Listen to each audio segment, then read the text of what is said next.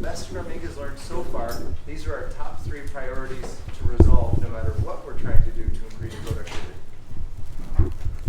This is a team's assessment right after exiting one of these classes. They have a certified Scrum Master. The Scrum Master is in the green. They have one. The Scrum Master knows how to facilitate the 5 meetings of Scrum and produce the 3 artifacts of Scrum. The team net is failing their Scrum score. They've just had their Scrum Master graduate this class. This is the same team after 1 week with a Scrum coach. This room is populated right about half Scrum coaches and trainers. For those of you who are just joining this class today, you're in a fantastic environment, better than almost any class we could think of. There's likely at least one person at your table who is a coach who will be able to do this with your team. During the happy hour today, from 5 to 6, when you're networking, before as many of you as would like build more cars, because that's fun, and some other stuff if you like using Scrum, I'd ask you to get to know who these coaches are. And on coaches, I'd ask you to get to know who the teams are that are just now certifying a Scrum Master and see how you can help them. Because this class will give you a certified Scrum Master that will know Scrum. It will not give you a Scrum team. Scrum Masters, your job will then be to coach that team. That's much easier if you have a skilled coach with you. That team's velocity, the same actual team, went all the way up to almost 8x. Per person, they were outputting 8 times, almost, what a person in this company had ever before. And it averaged 4x. This is what we can expect from aggressive implementation of these principles, which makes sense. You're undoing a structure that has statistical evidence of being not optimum and replacing it with statistically the best way humans know to work so far. So it makes sense that we would expect impact to the bottom line and the ROI. What was the question? Sir? Yes, sir. So in sprint 6, there's a lull there? I don't know the story of this team. I only have their final data. But in a section called Descaling the Organization, which comes later, we do go through a team sprints where we have what their retrospectives were. And we'll be able to investigate that story. I don't have this story, just their final. I wish I did. That would be nice. But I have another example where we do. Sir? Just a quick general question. Are all of this data, is this data taken progressively through the sprints and everything without taking away from kind of the actual work and productivity? Or how is this data tracked? Let me see if I understand where you're coming from, and we'll try to get into it. Yeah. So if I thought I heard you, it was this data. Does gathering this data, is that time away from work time? Am I close? Yeah. So Scrum has 3 roles: product owner, Scrum Master, development team. One of those is responsible for making work visible. So it's the primary job of one of those people to create this data. So totally, they're offline. What Scrum says, if we have a team that's about this big, and who's playing Scrum Master right now? Yes, thank you. If this person is not working on the product, hardware, software, business plan, petrochemicals, whatever it is, if we take the theory of Scrum is if we take one person off the team from building and have them instead make work visible, the overall output of the entire team will double, triple, or quad. That's the theory. So yes, someone is being pulled offline. That's the trade-off, because you're paying for a salary that's not directly working. So it should pay off, or else why would we do it? Interestingly, the stats are 4,000 companies over 20 years. Yes, statistically it doubles velocity in 2 months. It continues to climb from there at a pace correlated with how quickly the organization removes the impediments this person reports. So yes. And they assess they have assessment tools, which we will be doing in this class. Okay. Yeah, so this class is the Scrum Master role.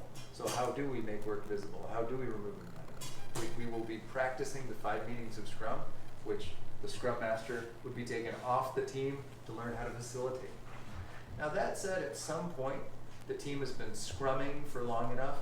They run the 5 meetings almost on their own, and this person has time to now become a coach. And a Scrum Master grows into a coach. The team's facilitating itself. They start talking to other teams upstream and downstream. Can you help us a little more? They start coaching this team, like a coach would watch a pro sports team and say, you know, when we do this, each week we decided to do this, We slowed down. Why is that? Let's talk about it together.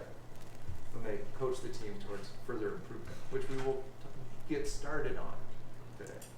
And then, Yeah, yes. I was gonna say, the making visible part doesn't take that much time. Joe was doing it over there on the burn down chart. You know, he said, okay, what time is it? How many points did we get knocked off? That puts us here, let's draw a line. Okay, so he's made it visible as to what our progress is. So we know if we're gonna be late for lunch, or are we gonna be on time for lunch, or what are we gonna get done? So it doesn't have to be a heavy process. Okay.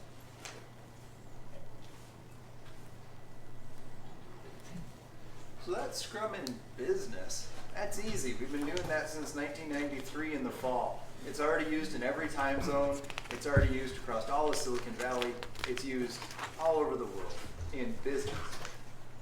Now it's being pushed into frontiers that are much more interesting, like government, which many of us got to see working on Wednesday, like healthcare, which Paul Tacken shared with us the example of Butzer, like agriculture, like education.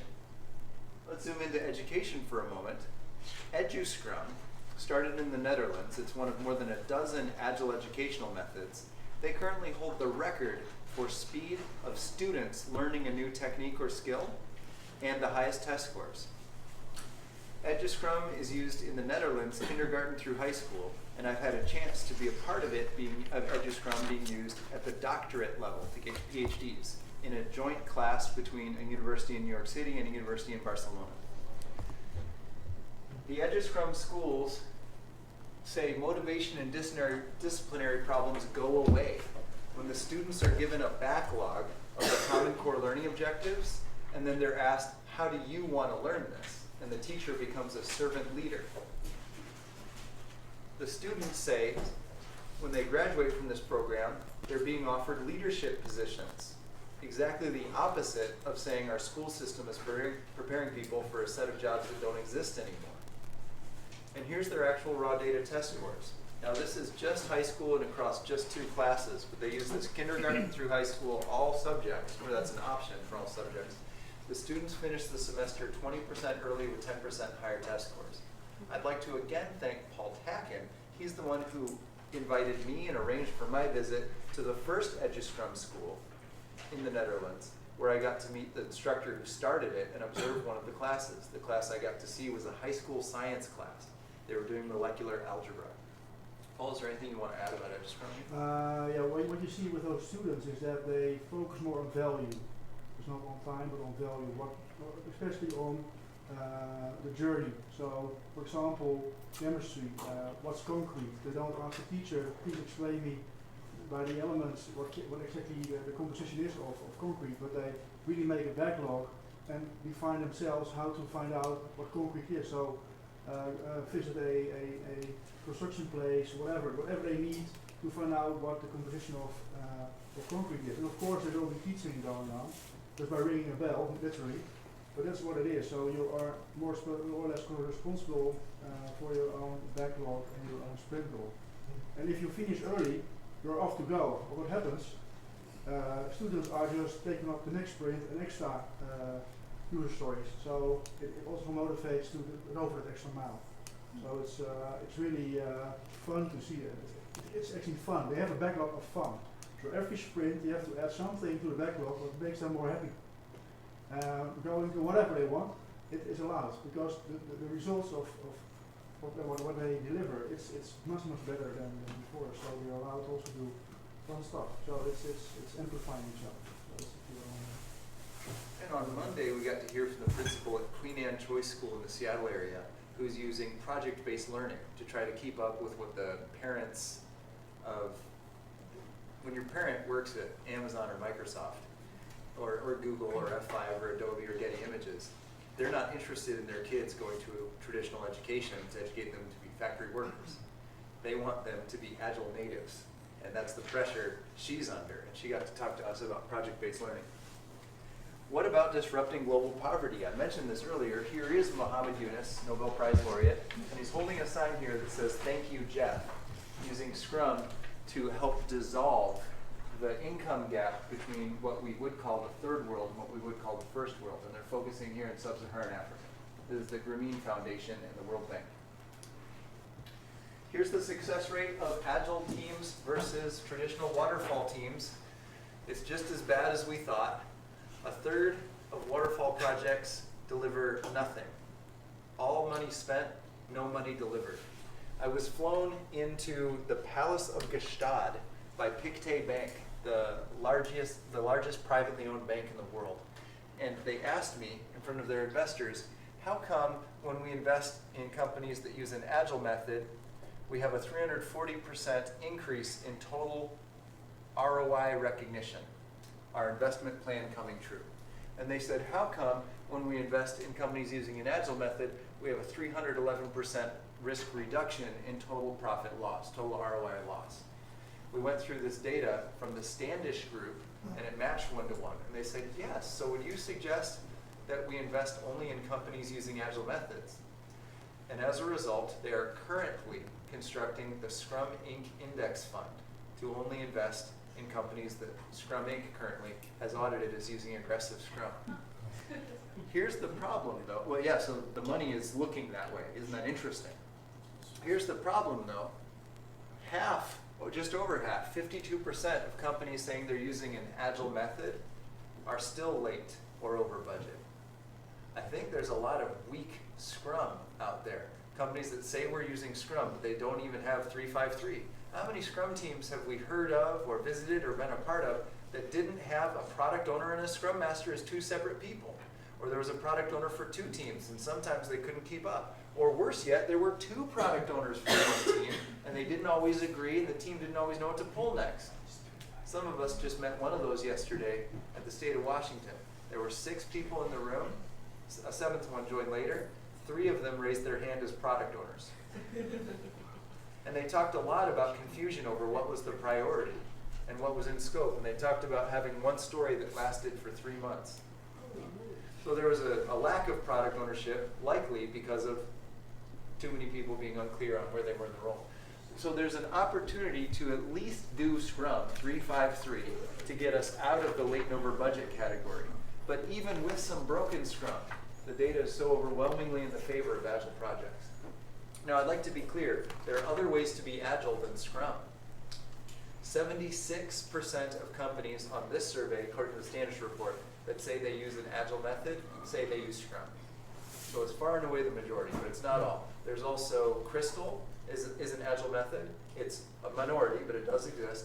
Some teams do just extreme programming. Many teams do extreme programming and Scrum. In hardware, we call it extreme production and Scrum, but some people would only do XP. And there's also feature-driven development, which is sometimes used on its own. But far and away, the majority is Scrum. Now, there was a question a moment ago. I was trying to remember the name of the bank you said with that Scrum Index Fund there, Gary. Pictet. P-I-C-T-E-T. Thank you. According to Rick Horgan, the senior editor at Crown Business, Scrum is a productivity superweapon. It is shockingly efficient. These are all covers of the same book. This book is translated in every UN language. I don't have all the covers. This is the same book, Scrum, the Art of Doing Twice the Work in Half the Time. I highly recommend distributing it among your top management so they understand what it is you're talking about and trying to do, and maybe they'll even try it themselves. That alone erodes many roadblocks. With that, I'd like one of my co-trainers to burn down the first chunk of Sprint 2, which is Scrum Framework, which is Agile Origins. We get to now start the next sprint with sprint planning. But before the end of last sprint, we completed 60 points. How many points, if our sprints are the same length, and they are in this class, they're timed to be right about 3 hours each, give or take a few minutes. If our velocity in sprint 1 were 30 points, how many points would we expect to get done in sprint 2? Sorry, 60. If our velocity were 60 points, how many points would we expect to get done in sprint 2? 60 is a good starting point. Yeah, that'd be good. What happens if we're under a lot of pressure? We really want to deliver and we feel that we're behind, and we pull 70 points. and we actually finished 61. Do we feel good about ourselves? Probably. We said we're going to do 70. We got 61 done. Do we feel good? Depends what you learned. Usually not. Usually the team feels beat up and late. So Scrum trainers will often teach a method called yesterday's weather, saying take the running average of your last 3 sprints velocity and points. In this case, we only have 1 sprint running average, so we have to just take last sprint. But it'd be the running average, the rolling average of your last 3 sprints. Call that yesterday's weather. Pull that many points and only that many points. The team speeds up and gets even 1 point more done, morale spikes. And that team is even more likely to get even more points done the next sprint. It's like being on a winning streak in a sports team. The velocity builds as the morale builds. Let's finally be concrete about what Scrum is. We've been discussing where Scrum came from. Let's finally discuss what Scrum is. Scrum is a framework to reveal problems. It is based on starting where things do not work, find the biggest problem, and if we actually aspire to continuous improvement, that means fix the problem. Scrum is designed to take a broken system and systematically fix it one impediment at a time.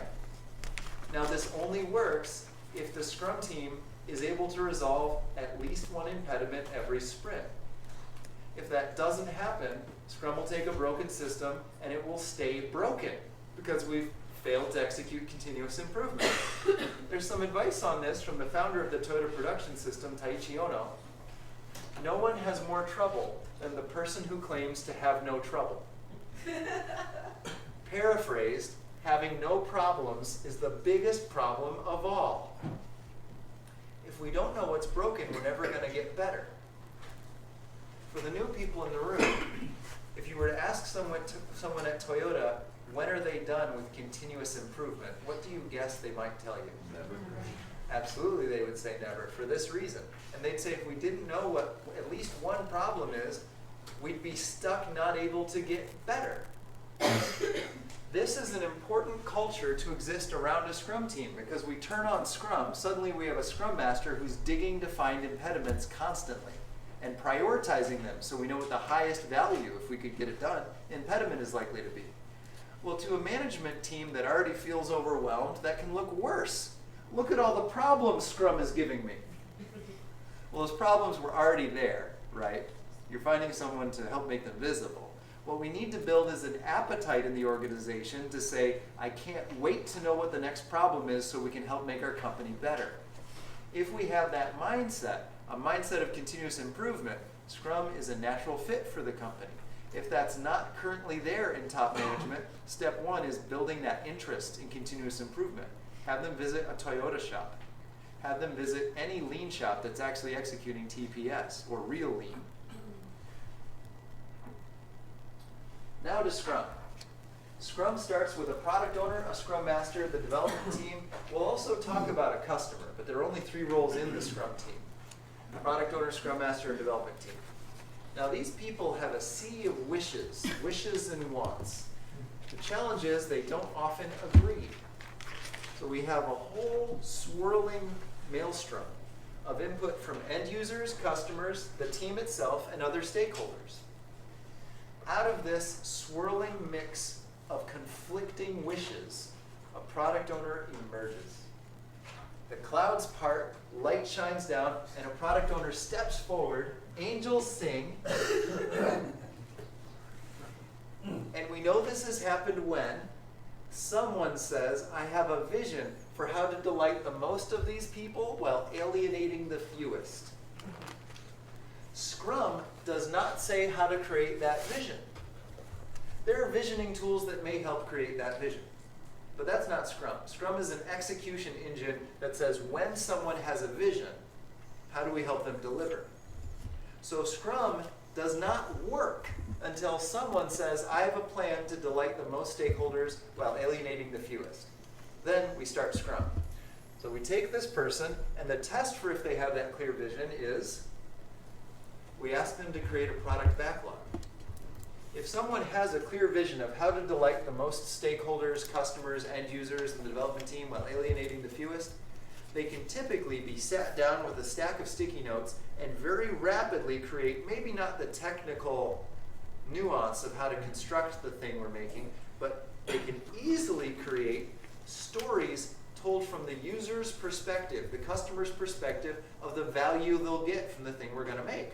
Because that's what they understand. Their vision is, how are people going to benefit from this? So they can write stories of how people are going to benefit from this with no help. It's great if they have input from technical experts, but they can typically sit down by themselves and in just a few minutes create a stack of sticky notes of stories of how people will benefit from this thing if only it existed. That is called our product backlog. They then order it in terms of business value, highest business value at the top, and also risk reduction and team learning opportunities, but primarily business value. Now we need people that are going to build this thing, hardware, software, business plan, financial plan, whatever it may be, whatever is represented by our backlog. Agile companies will often put the backlog on the wall and say who that is available would like to deliver this, and you get the most excited folks. Now there's many other ways to launch teams, but that is often how it's done. We now have a Scrum team. We have the 3 roles of Scrum: a product owner, a development team, and one of them designates themselves or is nominated to be the Scrum Master. And we have one of the 3 outputs, the product backlog. Now we conduct the first meeting in chronological order of a Scrum team, sprint planning. In sprint planning, the team looks at the very top of the product backlog, asks a lot of questions, makes some plans, and says, here's how much we think we can do in the next sprint. This is sprint planning. The team agrees on the product owner what the goal of these stories are, because the team might change this plan to meet the goal, right? Planning is everything, but plans are worthless. And the team now has their initial plan, their sprint backlog. Now sprint planning is done, and the team starts sprinting. This slide actually has a typo. There is no minimum length for a sprint. The maximum length of time to call a delivery cycle Scrum is 4 weeks. So it can be as long as 4 weeks and as short as the team is interested in. The average I'm running into in the field right now is 1 week. Depending on the conversations the coaches in the rooms have with you folks, you might hear other numbers. What I'm running into right now is 1 week sprints most often. Is that software or other? All industries. Anything. Yeah, that's what I'm running into right now in all industries. Sir, yes. Just a quick question before we move further in the cycle. Yeah. As far as before you go into sprint planning, Yes. is it that the product owner themselves is supposed to do all the prioritization? Yes. Or is there ever an opportunity, because currently in our environment, I work with the product owner to prioritize. We have our own meeting for that before we even go into planning. Yeah. So they have a picture of what they want, and they come to me to say, here's what I'm expecting, P1, P2, P3, go through that and say, sure, we know we can knock out these P1s, P2s, possible P3 maybe. I don't know all the nuance of it, but you might actually be the product owner. Could very well be, I sure, don't could very know, well be. right? So you might have a business owner who's asleep at the wheel and has actually handed that off, I don't know. Okay. But the product owner is the person with the vision who is continually making the trade-off of business value. Okay, so it's not that the sprint or the Scrum Master should be involved in prioritization. By the time it gets to them, it should already be prioritized. Now, everybody is constantly lobbying the product owner, and we want that. That means they're excited about it. It means they care, Yes. right? But the product owner is going to be continually making that trade-off decision. So everybody is going to say, but it'll be technically easier if we do it in this order. Oh, but this type of customer will get a benefit right now if we do this. And the product owner is making that trade-off in real time every day. Now, only the product backlog changes in order from the product owner. When the team pulls the sprint backlog, the product owner is not allowed to change it. And so the team can at least get something done without being interrupted. Okay. Right? And then they take whatever's top priority at the time of next sprint planning. Gotcha. Now the sprint has started, and we have our second meeting in chronological order, the daily stand-up. This is where the team stands in front of the sprint burn-down and says, what are we going to do differently today to land this project on time? Now, if they don't have a sprint burn-down chart, you actually can't have the Scrum's definition of sprint planning. So that's a big red flag for a coach or a trainer or a new Scrum team. Their job is to stand in front of the sprint burn-down and say, how are we going to make this trend on time? That's the job, to achieve commander's intent. Now we have our daily stand-up, our second meeting in Scrum. At some point during the sprint, and this is the only meeting in Scrum that does not have a prescribed time, we have our third meeting in chronological chronological order. It's usually in the middle of the sprint, but you can run it anytime. It's called product backlog refinement, which we started to hear a little bit of just now. Product backlog refinement is where the team meets with the product owner and usually other subject matter experts if you can get them. And they look all the way down to the bottom of the product backlog. And they say, these things aren't at the top, but they're coming soon. What do we need to do to get them ready? Do we need to split big stories into smaller pieces? Do we need to go ask questions from customers to understand what they really need? Do we need to order supplies so they're here in time when we need to build this? Especially in hardware, ordering long lead parts is constantly a byproduct of refinement. So refinement is looking all the way at the current bottom of the backlog and working our way up to make the top of the backlog ready. That means something that was introduced at the bottom of the backlog, by the time it gets to the top, the team has seen it many times in product backlog refinement. It's more familiar. The team is seldom caught off guard, is another benefit of product backlog refinement. Now we're at the end of the sprint in meeting 4 out of 5. The team invites the users, stakeholders, regulatory compliance officials, anyone required to sign off that this thing is going to be used, be adopted, or done, whatever that definition is for this team. They meet and they review the current state of the thing we've built. In Scrum, we don't do plan, analyze, build, test, deploy, ship. Every sprint, we do a miniature plan, analyze, build, test, deploy, ship. Plan, analyze, build, test, deploy, ship. And we have what are called product increments. And something tiny is able to be shipped at the end of every sprint.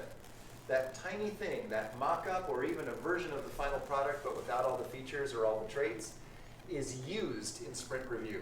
This is not a presentation with PowerPoint. This is a few minutes of the people who are involved in this thing actually using what we were able to get done. So you saw the demo downstairs in the car.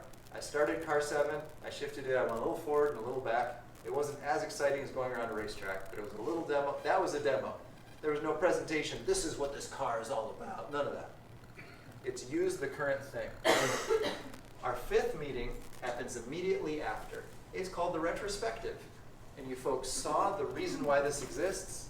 Its only purpose is for the Scrum team to look at themselves and attempt to find their current state on the state tree to hyperproductivity. And if they can correctly guess their current state, what's their plan to try to move state towards hyperproductivity? That's the only job of the retrospective. Now they come up with one try. We call it a kaizen. That's the Japanese word for good change. It's the same word used in Toyota or in most lean shops.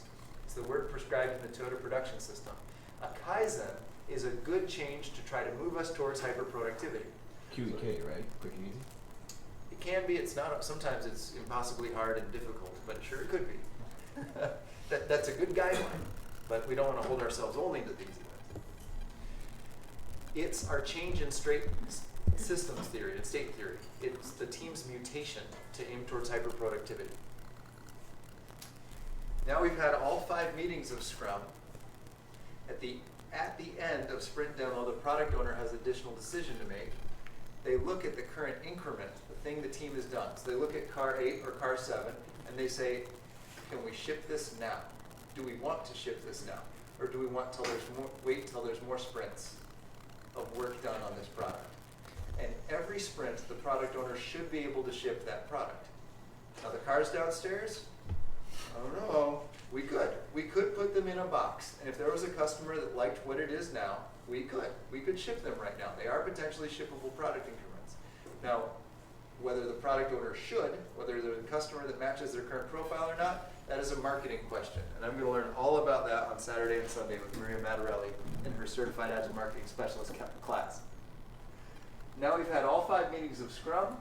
We've discussed all 3 roles, the product owner, the Scrum Master, and the team, and the 3 outputs, the product backlog, the sprint backlog, and make work visible.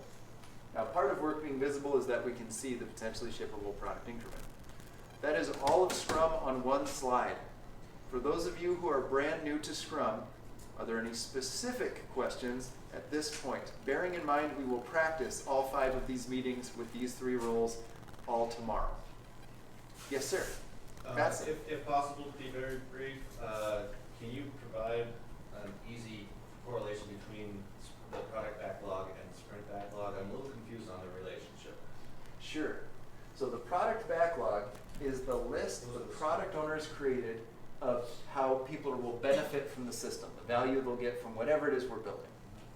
The sprint backlog is what the team has taken from the top of it that they think they can get done within this sprint length, which they've determined the length, and it's less than 4 weeks. Okay. So for it's the example, piece of the top. So in the example of the car downstairs, Yeah. the product backlog is on that main board with Yes. all the different components that need to be put in, and sprint backlog is the individual. So it's a breakdown, it's large to granular. Yes. Okay. And it's from the top. It's the top in priority order. Are all product backlogs used then, or some eliminated? Oh, good question.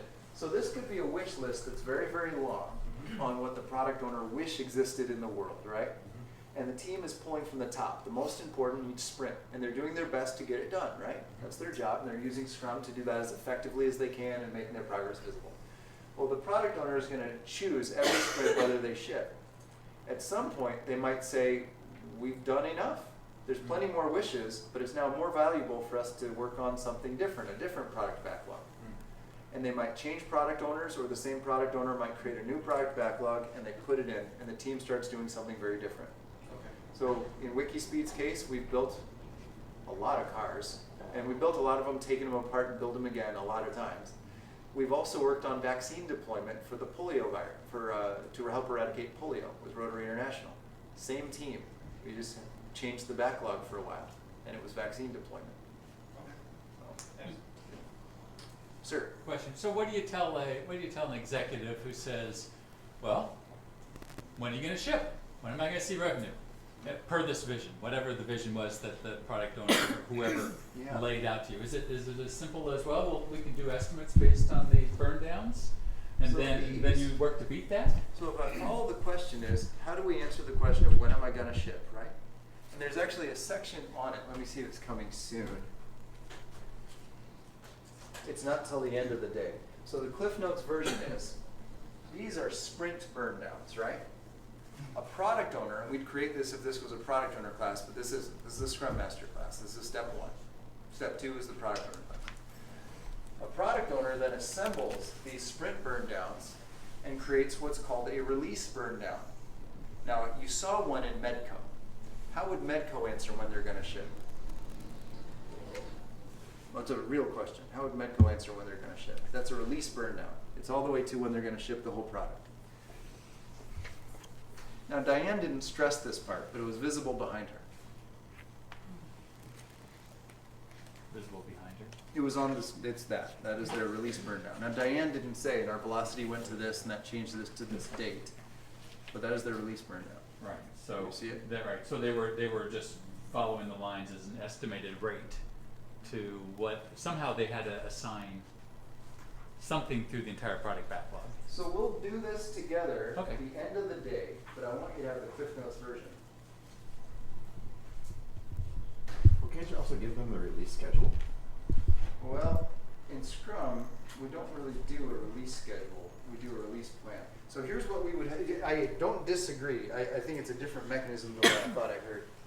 So at Medco, they originally had plan, buy robots, build robots, write software to run on them, deploy the software to run on the robots, test it, and then we'll ship, right?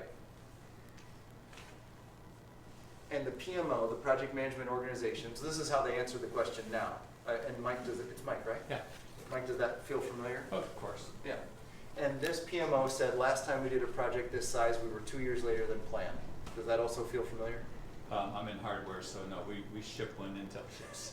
I'd like to Whatever there is, we ship. I'd like to work there. So the product owner said that there's a problem that doesn't meet when I need to release, and we may lose the company, right? And they said we don't have a plan optimistic enough.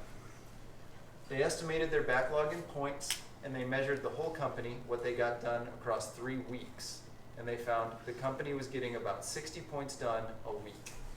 That leaves us with 880 points remaining, and they're trending to ship in December 2007. Mike, does that already start to give you something useful? Yep. Okay, but that story's not done because they're trending to not ship on time and maybe lose the business, right? So the Scrum Masters, they're running Scrum, right? Across more than 100 teams. I had the count wrong. So I had this story from Jeff and I misunderstood the count. If I heard Diane right, it's more than 100 teams. So they have all of the impediments lists from all the Scrum Masters, and they know, according to Scrum, if they can remove these impediments, velocity should go up. And these are deep-seated challenges in the company that have been there for a long time. VP of Engineering knocks them out. Some of those were the right impediments. Velocity across the company immediately went up to 90 points. There are now 790 points remaining. They're trending to ship in September. Now the product owner's job is to prioritize the most important stuff next. And they say, what can I cut from the scope? The CEO says, the only scope is already what I promised our investors. There's no scope to cut. The teams come to the product owner and say, let's do incremental releases. Let's update just one autonomous pharmacy shipping pharmaceuticals and leave the other two for a future release. That reduces scope to 550 points. They ship on time in July. Mike, does this give you some information on how to communicate when we're going to ship? Yeah. Okay, and we will do a different way of that. We're trending to do it at the end of the day. I hope that was useful. That takes us to here. What is the bootstrap for Scrum? How do we get started? Okay, this is an interesting idea, and maybe it would do game-changing stuff in our companies or our friends' companies, etc. The bootstrap for Scrum is the Scrum Guide. It is 14 pages long. It is free online at scrumguides.org, plural, because it's in all UN languages. You would download it in your preferred language, print it out, and hang it in the team working area. That way, the folks that are going to try to play Scrum at least can see what the rules are, and they can try to play. Scrum works. If you were to say Scrum doesn't work, it'd be like saying we tried to play baseball and it didn't work. You could win or you could lose, but baseball works. It's a set of rules that work. If you use the rules of Scrum, and there's only 11, it works. Now, if you use the rules of Scrum and you only use 2, yes, you could have trouble winning an American soccer game if you try to play it without a goalie. That might not work very well. But if you have the 11 laws of Scrum, it works. How well it works depends on the product owner and the team's commitment to making it better, but it works. And it's all in the Scrum Guide, 14 pages. So step 1 is you print it out and you hang it in your teamwork area. Simple rules create self-organization. D. Hawk of Visa says, simple, clear purpose and principles give rise to complex, intelligent behavior. Complex rules and regulations give rise to simple, stupid behavior. Sadly, I think we've all bumped into this in one place or another. So there's an opportunity to try complex adaptive systems or the subsumption architecture, where we have very few rules and the rest is up to the team. Here is all of the rules of Scrum from a coach's perspective. Coaches, we dove into this on Monday. New certified Scrum Masters, I hope you'll be certified by the end of the day tomorrow. I would like you to have seen this once. Each of the 5 Scrum meetings has a predetermined output. Without that output, the next meeting of Scrum doesn't work. Each meeting has a deliverable. I'm glad this is in your printed materials. Please reference this when you're trying to make your Scrum better or help other teams Scrum if you're growing yourself into a coach by checking, are there meetings creating these deliverables? That was Scrum in a nutshell. I'd ask the co-trainers to burn it down, and I think someone has offered to take the next segment. Project leader, yes, it's Christian. Christian, you're right. I'll support you in any way you'd like, and I'll burn this down for you. Oh, Paul's got it. Oh yeah, I got distracted. Thanks, Joe. So just a little bit about myself. Joe introduced me, saw my slide, but I come from Minneapolis. I've been introduced to Scrum in 2008 at a medical device company. And I was lucky enough to be at the right place at the right time to be introduced to this. And finally, somebody along the way had figured out a much better approach to work, because I was fairly frustrated with how I used to work. A lot of long hours, a lot of hard work, a lot of inconsistent results. And one thing I'm noticing in the Midwest, or at least it's a theory that I have about the Midwest, is our answer in the Midwest, if something's not working, you work what? Harder. And if we're working, and if it's not necessarily our work ethic, but if it's how we're approaching our work is why we're getting these inconsistent results, how do we ever expect it to get better? So I've been trying to coach and teach people to work harder at figuring out if we're approaching our work right or wrong. So the thing that we bump into, or the thing that we're learning when it comes to people who are learning about this, specifically managers, the middle can sometimes be the biggest problem. Top executives get it pretty quick. Teams actually will get this pretty quick. But sometimes the middle actually doesn't understand, and it comes from fear that they're saying, what do I do? What am I going to do? So to start us off, we're going to do a little exercise.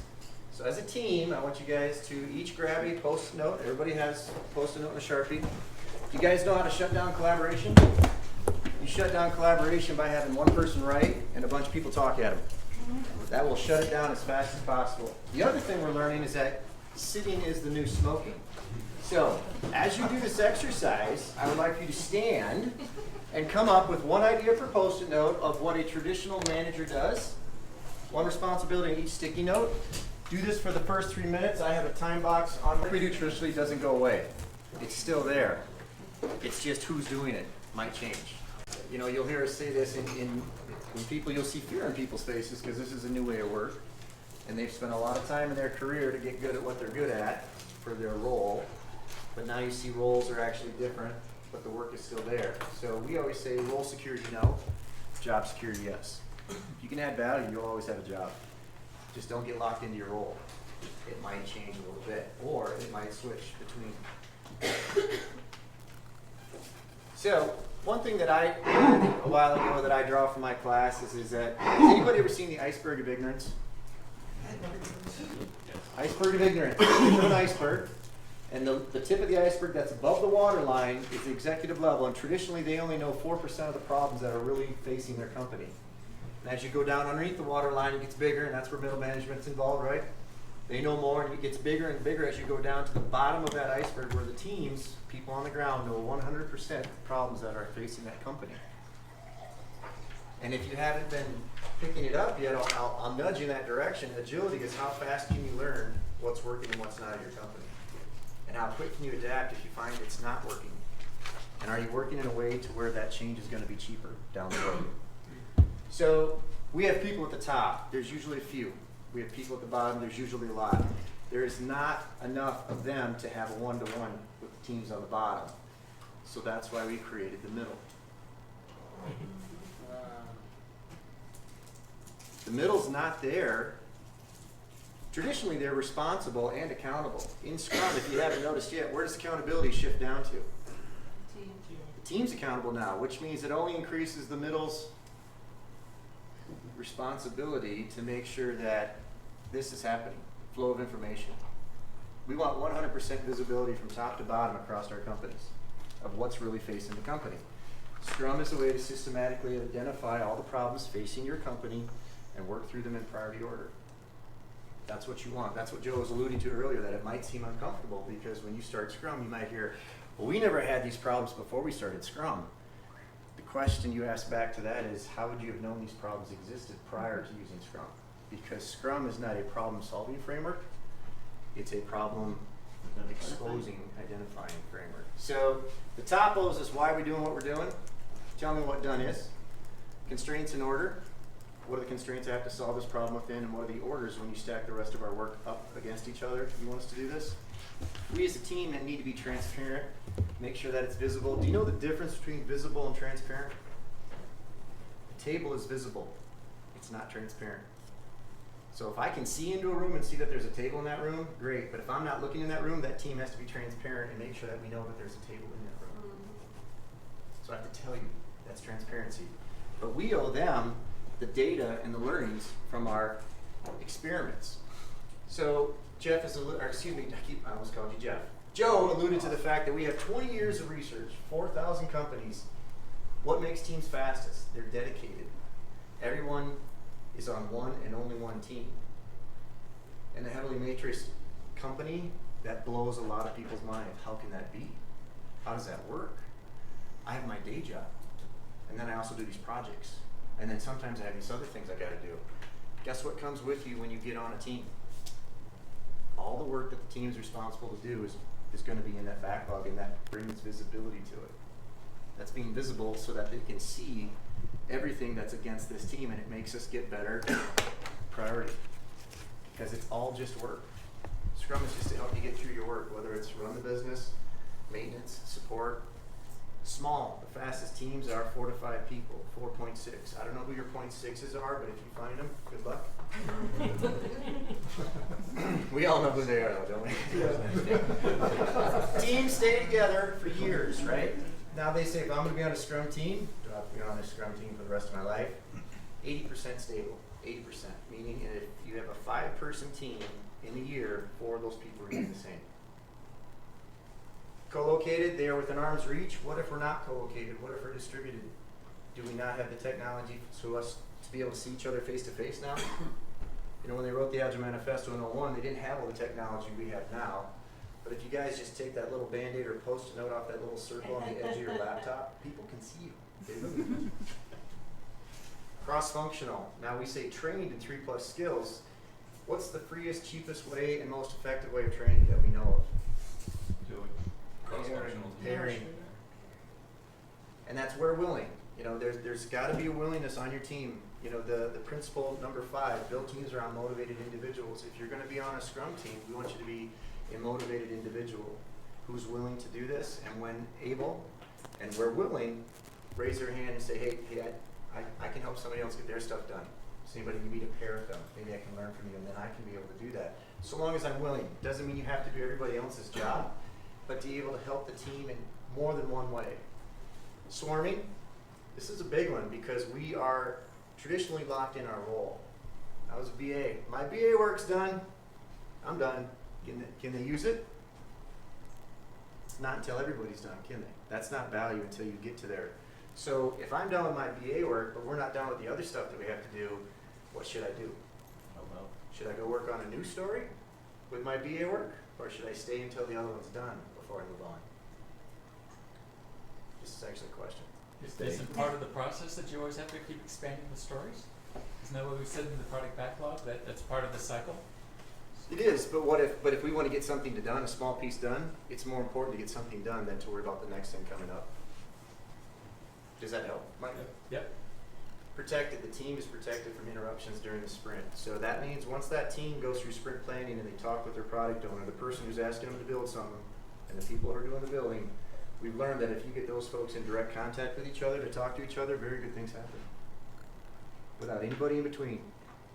Quick question. What was the stable team stay together for years? 80% fastest? 80%. What does that mean? What's 80% fastest? That when you keep 80% of the team stable, Oh. that is the fastest. Oh, okay. So if you have a team of 5, Not core- to say that people don't want to learn and do new things and Right. not leave the team and go to another team. Exactly. Especially if they self-organize. Don't they continually reforming? what we're learning is that to what you want is a stable team. And so what they're saying is 80% stable through the course of a year. That doesn't mean that you can't change teams. We're just saying you won't change all the time. Because then you get back to forming, storming, and norming. The team dynamics are always switching, and then it gets too hard. But the team is protected, meaning that when they pull from that product backlog and sprint planning and they create their sprint backlog, it is locked from outside swings of wild scope. Meaning I can focus on this, and the rest of this framework is going to protect me from people coming in going, hey, you got to work on this. I need you to work on that. Chuck. Good question about the 80%. Over here, I don't know too many traditional project managers that get to hire and fire or promote and demote, but it ended up on our wall. And so if you have turnover on a team, 1 out of 5 people leaves, Right. how do the teams deal with that? Do they get a voice in this now? I've seen teams where they go to add somebody to the team, they actually interview with the team. We do it with coaching. Like if you're going to come in and coach a team, we actually ask, our company asks us to actually meet with the team to make sure the team is okay with their coach. So the agile way is to involve input to make sure that it's the right fit for that team. So that's what I've seen done. So the team gets a voice or a decision in who gets to be the new member of the team? Yeah. It depends, but yes, that's what I've seen. People who are embracing this philosophy going, you know, it makes sense to have the people who are going to be working with them. Normally go through like a panel. Yeah. That way you meet with, you know, you've got your executives, you've got your staff, you've got your team members, you've got everybody else. Yep.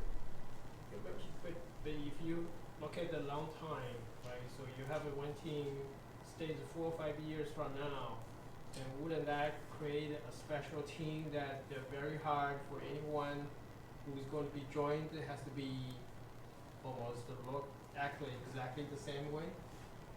Not necessarily. You know, you want a team that keeps growing, so sometimes they'll conform to have a younger person come in. Maybe they're with the company for a while. Please, Joe, help me if you can. Oh yeah, so to No. exactly that point, this is where the data 80% stable comes from. Notice the statistic. This is statistical analysis, not someone thought this was a good idea. This is what is observed of the fastest teams across 20 years, 4,000 companies. And it's when the teams are 80% stable. What they're saying is, if the team did not change at all, they were slower. So yes, they did rotate folks. And exactly as Christian was saying, for a team of 5, that meant one person changed every 1 1/4 years. That was a new perspective. It forced team growth, team dynamic growth. Those were the fastest teams.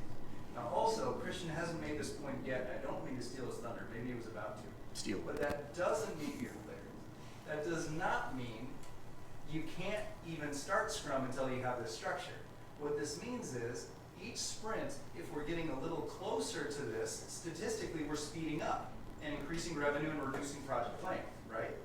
So the closer we get towards this, statistically the faster we're gonna go. So this is a destination, a target, as opposed to our, if you can start there, you win. And agile native companies sometimes do. But often we're starting very far away from this reality and we're steering towards it bit by bit. We say don't let your current constraints stop you from attempting to work in a different manner. You're going to work towards it. If anything, it's going to point out these things that need to be, if you could, and systematically work towards these. So you don't want to let your current constraints stop you, and you don't want to let your current constraints keep you from doing it a certain way, because that's the way we always do it here. It's going to push you to actually remove these constraints. So what is the role of management? Why is my slide? What happens here, Joe? Oh, there we go. Cool. Look at that. Okay. Wow. I didn't see that from the flip chart. Provide challenging, prioritized goals. This is what we want to do as a company. This is where we want to go. These are big ones, right? They want to be listening, because part of that data might be impediments going, hey, this is bigger than us. We don't have automated testing. We don't have continuous build. We've got a vendor with a very long lead time. They're not willing to try and do half that time. What is stopping us from getting better, faster, doing it double? They can help us by doing that. So leaders actually become looking out more for the environment, growing their people, and less about the how. They just put the idea out there. Think of like a Navy SEAL mission. Here's your mission. Assemble the team that can get that mission done, but they do not tell you who's going to be sniping, who's going to be on recon, they do not assign. They let the team self-organize how best to have that mission complete. 2.5 minutes a slide. Thank you. Hold product owners accountable for value delivered per point. That's another way to go, hey, if we're doing this, tell me where we're actually doubling in value. You know, Joe said it the other day, I want to be involved with people who want to do and double revenue and double their output. Make sure the Scrum Masters are actually doing something to improve happiness. You can read the other one for you. So this one I want to talk about, this is the Maxwell curve. Joe noted this morning that in waterfall, at about 60 hours is where they hit their peak. That is their maximum output. And after that, you see it starts to drop off. Whereas this is where the book, Jeff's book, Twice the Work in Half the Time, that's where this comes from. They use the same work. So they ran at waterfall. Excuse me, they used the same reference point for sizing. They both use points. They ran waterfall and they noted this. They ran it through Scrum and they noted that at about 38 hours is where they hit their maximum output of story points. Twice the work in half the time. After that, it's the fall off. Am I saying that right? Okay. Adding people. We talked a little about this already. Brooks' Law, you can't throw more people at it and expect it to get done any faster. Because after about 4 to 5 people, the number of direct communication pathways grow exponentially. There is no way of getting around complexity when you add more people. The point-to-point interface is just increased to a point where there's, through constraint theory, if you have to hand off information or contact to more and more points, there's more and more opportunity for breakdown, and that's where they get to the number of 4 to 5 is the best size for development team. This is real project data. Yes. This is saying, adding 4 people to a 6-person team will delay the project for 6 months and double its cost. Yep, Brooks Law in action. This has never been found invalid in a company while it was being audited, so we could have accurate data. It's like a CMMI compliance audit, that type of thing. Okay, please continue. Yes. Dedicated teams can double productivity. So when you're dedicated, you have less interrupts. And has anybody seen the study from Gerald Weinberg on how much it costs to be interrupted, what it costs to actually get, if you're asked to work on 2 things and you switch one and go to the other, you lose 20% productivity.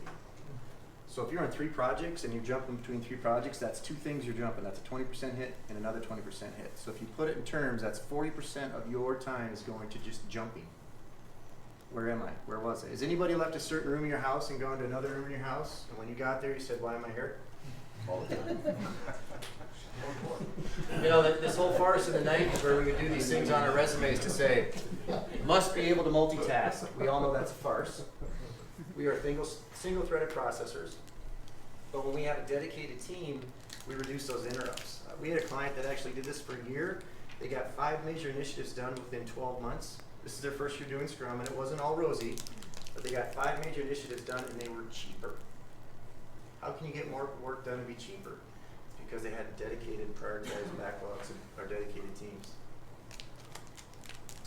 Aggressive Scrum. So the scenarios here is, everybody know this is a Viking team. Who do you think the Scrum Master is in that picture? Which one would you say is a Scrum Master? Probably the leader. Probably the leader. They're in front because they are removing resistance.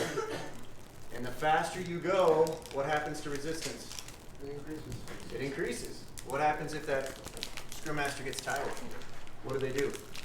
Call for help. They peel off. They call for help. They peel off. So is it a person or a role? The role. Exactly. So where do you think the product owner is in this? Nowhere. More specific? In the car. Watching from afar? You said it right there. In the car. He's in the chase Oh, car. there you go. Has the map. Making sure that this team is going in the right. So if you had a product owner in there and they had a map on their handlebar, right? How much of a delay do you think they caused by looking down at the map? Right? They might not go as fast as they could because they're not focused. Or what if they're not looking at the map and they actually take them off wrong turn and they get too far down the road and they have to turn around and come back? So where's the most value for that product owner role? On the team or outside of that team? Exactly. Anything else you care to add, Doctor? Fantastic. If Thank you you. kindly burn down your section so you can see what the trend was. Oh, estimation. Danielle. Yeah. Diane. Yeah, I was like, that wasn't right. Are you ready? And I'm here to support you, and I think you requested a. Let me use my back. Let's do it, and I'll be nearby. Alright, okay, so I love this section because it really was illuminating when I first started getting involved with Agile. And I'm hoping that you find it the same, and William will chip in as needed. So, I don't know, how many of you have seen the cone of uncertainty before? Because I'm sometimes surprised, you know, a lot of us have been in an IT sort of world. And a lot of people really don't understand this, so it's important to kind of talk through it. Barry Boehm is the person who originally did this study at the University of Southern California. And how many of you have been in a waterfall project for IT or some other waterfall project? So let me ask you, how effective was your estimation typically? Was it highly effective? Not so much? And here's why. This is really cool. This is exactly why the estimation is often not very helpful to us because at the beginning of a project, there's a lot of uncertainty, right? So it could be as much as 4 times as much uncertainty around a project. At the very beginning, you don't have a lot to go on. And so you may have an operational concept, but until you get deeper into the life cycle, you don't have enough information to be comfortable with your estimates. So what winds up happening most of the time is you start to really narrow this down very late in a project cycle. I have this on right. So points are actually more accurate. And when you look at this, you can see the gray line is similar to what you saw in the cone of uncertainty. But when you look at this, this is looking at estimation in terms of Now, how do we estimate in hours typically? Last time I did this, it took about 25 hours. Is that kind of what we do typically, right? Okay. Yeah. With points and using the iterative process, we're much more comfortable much earlier because we start to actually see if it's software working software, if it's some other product that needs to be shipped, we start to see that product actually materialize and be ready to move forward. So the important thing here is understanding that iteration allows you to get much more comfortable and much more consistent around your data so that you can kind of predict where you're headed in terms of when you're going to start to see working software or a physical product. Endpoints are also faster. This particular telecom team, they were 50 times faster in creating estimates. Now, think about it. Our estimates in using hours typically are not accurate because of the cone of uncertainty, but with points, they could actually have a higher effectiveness with estimation 50 times faster. And they found that the estimates were actually either as good or better than the hourly estimation that they had in place before. And on top of that, this one company, using these estimation techniques called affinity, was even able to do 1,000 stories for a year-long roadmap in about 30 minutes without even talking. And so in a minute, William's going to help me show you how that's possible. On top of everything else, teams are happier. So we had a large defense contractor who indicated that teams were frustrated with estimation. How many times have people in your organization been a little bit frustrated with their estimation process? So very often they felt that if a task was supposed to take 2 hours, they thought it was going to take 2 hours, it actually wound up expanding. Why is that? It's because as we learn more, we know more, and we need to be able to change. And with Agile, it simply recognizes that change happens, right? So it's allowing for that. And it also allows you to look at things in a relative way. So this particular group, they became much more effective in their estimation. So product owners can plan. Now I had the benefit of taking the product owner class from Mr. Jeff Sutherland about 2 years ago now. And he had been working with this OpenView Venture Partners. I think he was actually working with them. And they had investments of $1 billion. He's their senior advisor. He's their oh, this is the same senior advisor. Yes. Okay. Jeff is the senior advisor of the Venture Partners. You got it exactly right. Okay, great.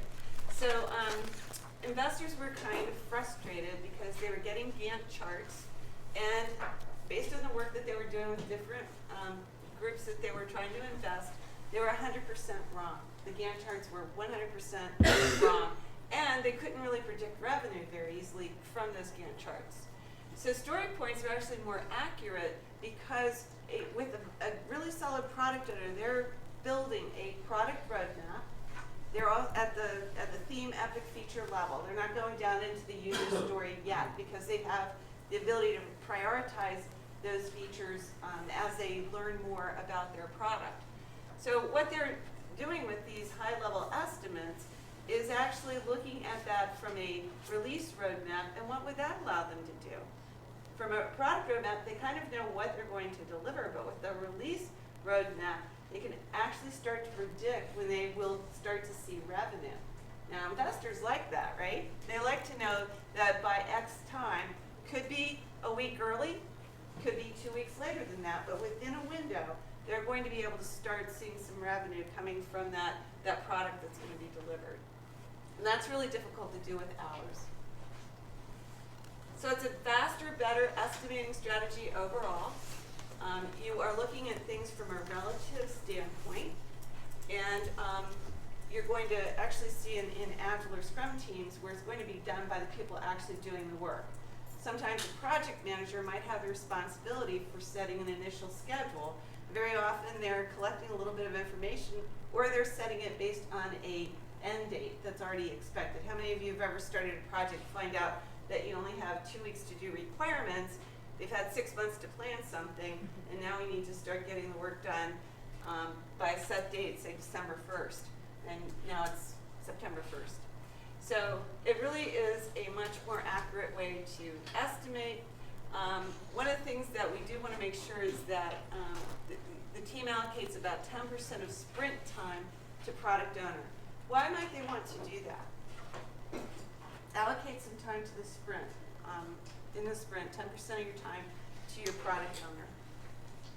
It goes back to what... Clarification, align the intent, make sure that the output is Mhm. meeting expectations. Yeah, it aligns back a little bit to what Christian said. Go ahead. I want to expand a little bit on the allocate 10% to the product owner, right? Yes. Right now we're talking at overall, here's my product, here's my sprint built around that product. What do you do when you have a product and you also have to support said product? So you're not doing new feature development, you're, I don't know, doing ticket support or something like that. How do you feed that into your sprint to allocate time for that as well? What we have found in my company, which is Johnson & Johnson, is that it's better to have a separate group managing the support ticket activity. It may be a smaller team even than what you might normally have. It might be 2 or 3 people. But we actually find that peeling that off so this team can stay focused on generating revenue is really important. Now, sometimes you can't do that. You'll have to sort of track the typical ticket. You know you're going to have high urgent tickets that have to get done within a short duration. That's going to definitely affect your ability to deliver the product. But if it's mission critical, then you're going to have to leave a bigger buffer than a team that doesn't have to deal with that. That also affects team morale, by the way. It does. Because we're in the second boat you mentioned where you don't have somebody to do that, so we have to mix and match. Yeah. Well, I don't want to go too Sure. deep into solution. Maybe you and I can talk about that later and can give you some ideas from Okay. things That'd be I've great. seen. Okay, so we're refining those estimates as we learn more throughout the project. And then getting back to Christian's point earlier about the number of communication points that we have, always communicating because why? We're always learning more about the product, just like we do in Waterfall, but we're finding it faster because it's an iterative approach. So this is actually the statistical background on this. The RAND Corporation received a grant from the Department of Defense in the 40s, and they did a lot of research around the different ways that you can, in fact, estimate. And they discovered estimation in hours has a very high error rate. And on top of that, a very wide variance, that wide swing that we talked about earlier, up to 400%. They found people could put things in relative size piles easier. So they could look at a pile of laundry. I know it's a silly example, but they have a pile of laundry and it's this high versus slacks that you put on a hanger and it's only this high. They can figure out based on that about how much time they need for their household chores. Experts need to estimate independently. So what we want to do is make sure we're having the team create the estimate. And when we talk about anchoring, what we're trying to avoid is we have Kuhn here who's been doing this for a really, really long time, and everybody looks at him and says, oh, I wonder what he's thinking. And he puts an 8, and you'll learn a little bit more about story points in a minute. Say he puts an 8 up, and a couple of other people would think, wow, that's just really a 2. But when they see that 8 come up, everybody comes up with an 8. That's anchoring, and we want to avoid that because we want really everybody's opinion has equal weight in the Scrum team, and we just want to honor that. So this was a lot of the information that was performed, and basically based on that, they're saying that there's root problems with the hours as an estimation tool. How many have heard of the term Fibonacci? Okay, would you like to describe that for us?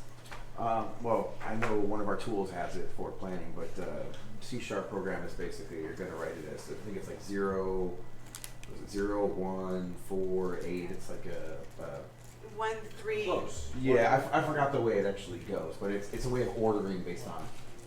Anyways, there you go. The next slide is a video clip explaining what it is. So if we spend much time on it now and watch the video clip, will be redundant. So please pick one or the other, Diane.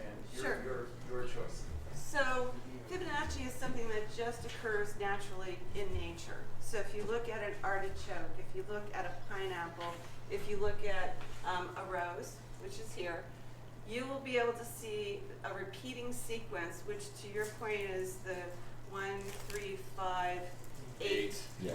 and so on. And typically what you want to see when you're estimating is that for your smaller stories, you want to use the lower numbers. As you're looking at things from perhaps a product owner viewpoint, you may want to use the larger numbers, and sometimes even infinity. I like to avoid small, medium, and large. The reason I avoid small, medium, and large is simply because it's not specific enough. When we're talking about relativity, your small could be veering closer to medium once you understand everything that you're working toward. But these are the different swirls you can see in a rose. If you have time later, go ahead and look at the video clip. It's a little bit lengthy, but it shows you very specifically how. Oops. How would you look at it later? Oh, you The have link it is in- on the bottom of your slide. Yeah. Exactly. Yeah. Please go to YouTube. So or whatever click on the piece of link on the paper, piece of and paper, you'll yeah. get there. That's pretty cool technology. So maybe you're Apple, you shipping hear us that? this slide. We just built it now, right? So literally, what you do is you have a suite of cards, and each of the decks that we'll hand out in a minute will have a set of 4.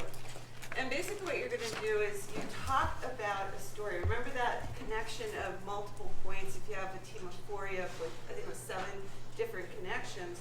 So what you want to do is talk a little bit about the story. And then the Scrum Master, whoever's the Scrum Master at your team, will say, okay, reveal your cards, show them, and you'll have every single person flip their card around and show you what they thought. And what you want to do is, again, avoid anchoring, but look at the numbers and see, are they more than 3 apart? And if you have something that's really very high, like an 8, or you have something that's very low, like a 1, the individuals who have those cards kind of talk about what they saw in this particular scenario that caused them to think it was really, really high or really, really low. So again, it's not a debate, it's simply people having a conversation. And then the Scrum Master, once everyone's ready to talk again, or ready to vote again, will simply ask everybody to show their cards again based on what they heard.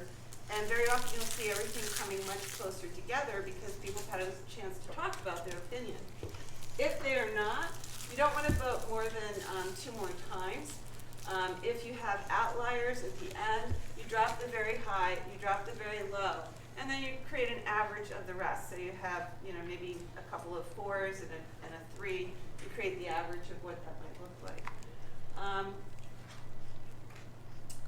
So the maximum likelihood equation for most of the distributions would be the average. For Fibonacci, it actually could be more complicated, but we're going to actually do a simulation in just a minute to help you move forward with that. We're not looking for consensus in this scenario. Is this a form of like planning poker? It is called planning poker. Okay, perfect. It's planning poker. So you need to hand out cards, I think. Actually, everyone's 10 on everybody's table. There should be 2 decks. Please double check. Yeah, we got 2. Sure. So I brought it. I always wonder what planning poker is because Target Process has that, and I'll